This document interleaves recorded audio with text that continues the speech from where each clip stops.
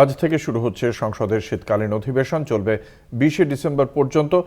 শুরু থেকেই আদানি প্রসঙ্গে উত্তাল হতে পারে সংসদ, তবে প্রথম দিন হিসেবে সচরাচর শোক প্রস্তাব পাঠের পর অধিবেশন মুলতবি হয়। কিন্তু ইতিমধ্যেই কংগ্রেসের পক্ষ থেকে আদানি এবং ইস্যুতে যাতে কথা বলা হয় সেই বিষয়ে চিঠি দেওয়া হয়েছে লোকসভা স্পিকারকে। আমাদের সঙ্গে রয়েছেন আমাদের পলিটিক্যাল এডিটর আশিস চট্টোপাধ্যায়।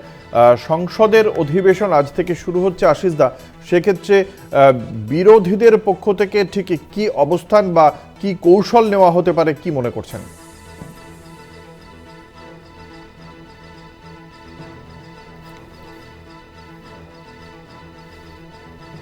আশিস দা, শুনতে পাওয়া যাচ্ছে?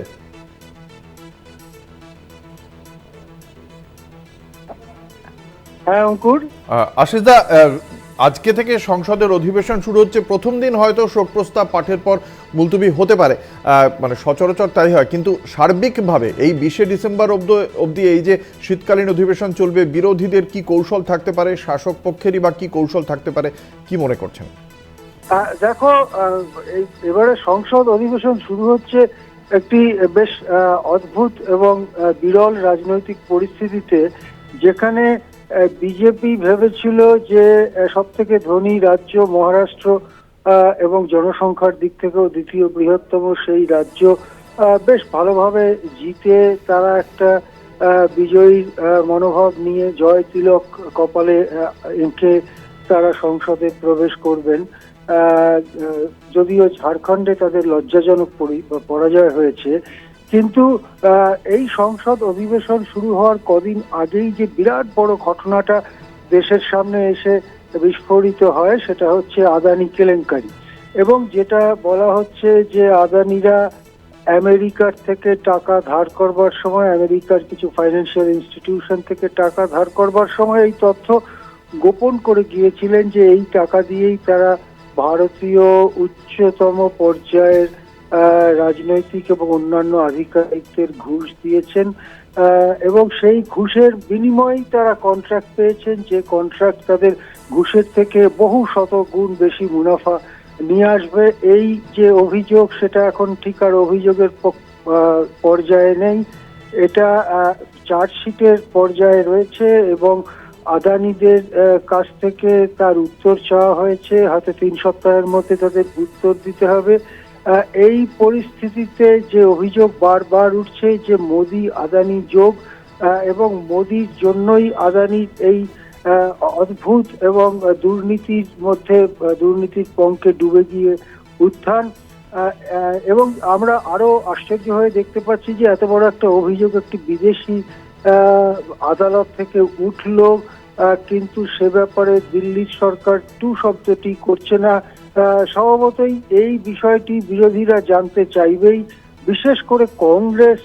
তারা আগেই বারবার জেপিসির দাবি জানিয়েছে, অর্থাৎ গত বছরের প্রথম দিকে যখন হিন্ডেনবার্গ রিসার্চের রিপোর্ট সামনে এসেছিল, জয়েন্ট পার্লামেন্টারি কমিটির দাবি জানিয়েছিলেন রাহুল গান্ধী এবং কংগ্রেস। এবারেও কংগ্রেস পরিষ্কার করে দিয়েছে যে তারা আদানি ইস্যুতে সংসদে সরব হবেন।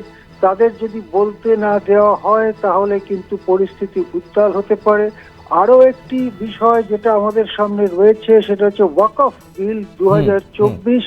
ওয়াকফ বিল অত্যন্ত বিতর্কিত একটা পর্যায়ে গিয়ে পৌঁছেছে, যেখানে মনে করা হচ্ছে যে ওয়াকফ সম্পত্তির ওপরে সরকারের বা রাষ্ট্রের নিয়ন্ত্রণ নিয়ে আসা হবে। এবং অনেকেই বলছেন যে আমাদের সংবিধানে ধর্মাচরণের যে স্বাধীনতা দেওয়া হয়েছে, সেই ধর্মাচরণের স্বাধীনতার বিরোধী হয়ে যাচ্ছে ওয়াকফ বিল 2024।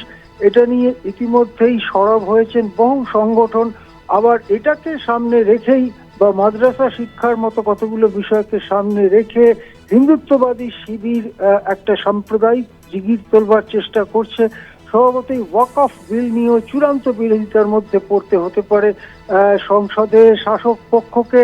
সেই আশঙ্কা থেকেই কিনা জানি না আজকে নরেন্দ্র মোদী শীতকালীন অধিবেশন শুরু হওয়ার আগে প্রারম্ভিক ভাষণে যেভাবে বিরোধীদের কটাক্ষ করেছেন, যেভাবে তুচ্ছ তাচ্ছিল্য করেছেন, তা কিন্তু গণতন্ত্রের সঙ্গে যায় না। শীতকালীন অধিবেশন অত্যন্ত গুরুত্বপূর্ণ অধিবেশন। এর পরেই আসবে বাজেট অধিবেশন, যা আগামী বছরের ফেব্রুয়ারিতে শুরু হবে। তার আগে রাজনৈতিক বিষয় নিয়ে শীতকালীন অধিবেশনে সাধারণত আলোচনা হয়, নানান বিল পাস হয়, নানান রকম রাজনৈতিক সিদ্ধান্ত নেওয়া হয়, রাষ্ট্রনৈতিক সিদ্ধান্ত নেওয়া হয়। সেই অধিবেশনের শুরুতেই যদি বিরোধীদের এভাবে নিন্দা মন্দ তুচ্ছ তাচ্ছিল্য করা হয়, তাহলে গণতন্ত্রের কি মর্যাদা অবশিষ্ট থাকে? তার তো বরং বলা উচিত ছিল যে বিরোধীরাও আসুন, আমরা একটা ঐক্যমতের ভিত্তিতে চলবার চেষ্টা করি, আমরা বিতর্কিত বিষয় নিয়ে এগুলো নিয়ে আলোচনা করি, সরকারও তাড়াহুড়ো করবে না, আপনারাও সহযোগিতা করুন। এই যে মনোভাব যেটা প্রধানমন্ত্রীর পক্ষে দেখানো উচিত, তার বদলে তিনি একজন বিজেপি কার্যকর্তার মতো মনোভাব দেখালেন এবং তিনি তুচ্ছ তাচ্ছিল্য করলেন। সব মিলিয়ে কিন্তু পরিস্থিতিটা যথেষ্ট অগ্নিগর্ভ হয়ে রয়েছে এবং প্রধানমন্ত্রী সেই আগুনে ঘি ঢেলেছেন। সুতরাং সংসদ যে উত্তাল হবে, সংসদের যে অনেক ঘটনা আমরা দেখতে পাবো, এমনকি সংসদ থেকে কিছু বিরোধী সাংসদকে বহিষ্কারের ঘটনাও আমরা দেখতে হতে পারে আমাদের, যেটা আমরা আগের লোকসভায় আমরা বিরাট ভাবে দেখেছিলাম, সেরকম ঘটনাও দেখতে হতে পারে। সব মিলিয়ে কিন্তু রাজনৈতিক মহল তীক্ষ্ণভাবে নজর রাখছেন কোন পথে যায় এবারে শীতকালীন সংসদ অধিবেশন। অঙ্কুর, ধন্যবাদ। আমাদের সঙ্গে ছিলেন আমাদের পলিটিক্যাল এডিটর আশিস চট্টোপাধ্যায়। কি বলেছেন প্রধানমন্ত্রী নরেন্দ্র মোদী বিরোধীদের উদ্দেশ্যে শোনাব।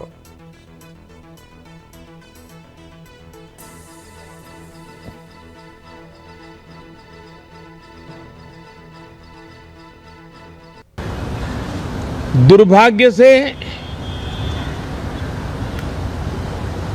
कुछ लोगों ने अपने राजनीतिक स्वार्थ के लिए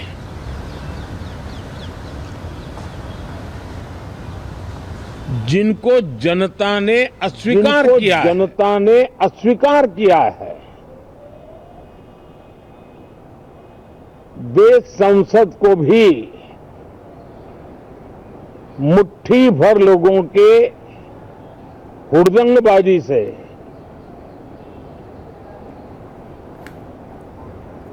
कंट्रोल करने का लगातार प्रयास कर रहे हैं। उनका अपना मकसद तो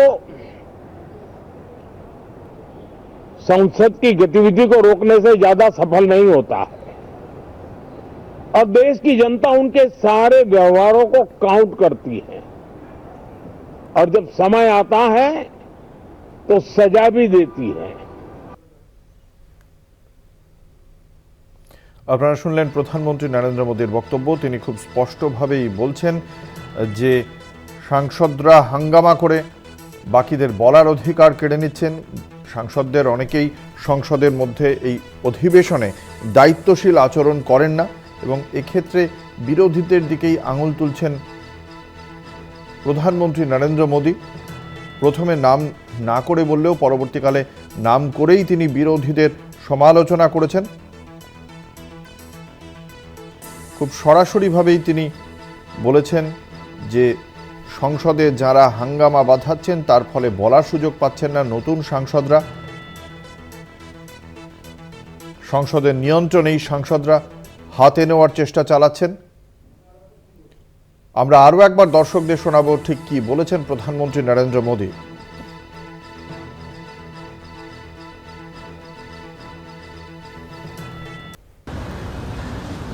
दुर्भाग्य से कुछ लोगों ने अपने राजनीतिक स्वार्थ के लिए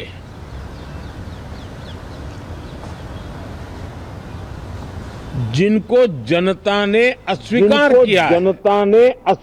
किया है, देश संसद को भी मुट्ठी भर लोगों के हुड़दंगबाजी से